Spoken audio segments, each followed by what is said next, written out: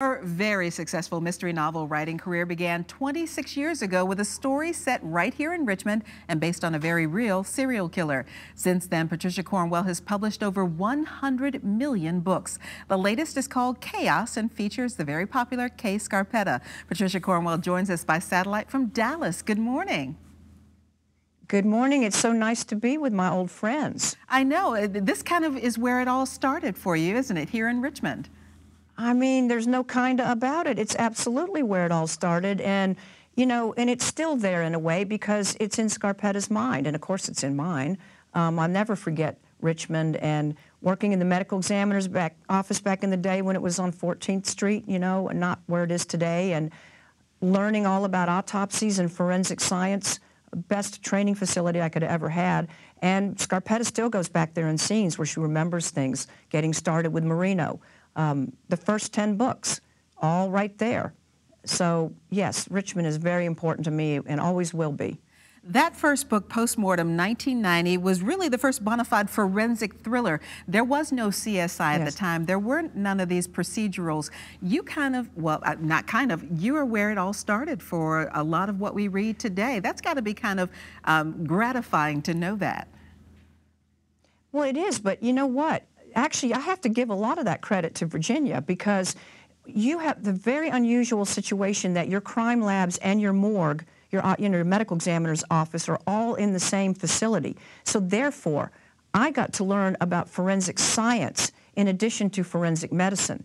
And that is the training that opened all the doors for making forensic science really accessible to the public. So really, it's because of what you have in Virginia that the world got addicted to all this, and then you had shows like CSI and NCIS and all the rest that we see constantly now.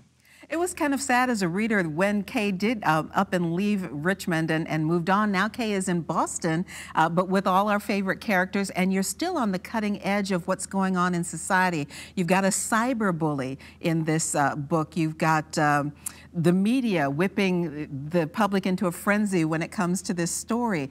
You're there with what's going on still in society.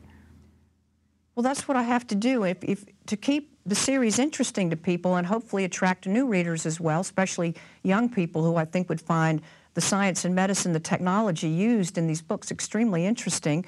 In order to do that, I have to keep current. I have to keep Scarpetta in the world that we all live in. And the world, you know, back in my wonderful Richmond days, I mean, when I was starting out all this, there was no email.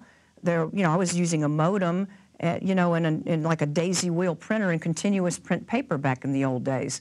So we are light years beyond that, and in every way imaginable. And if Scarpetta is going to be not only relevant, but really kind of sort of space age, cutting edge, if she's going to be that person, then I have to stay on my toes.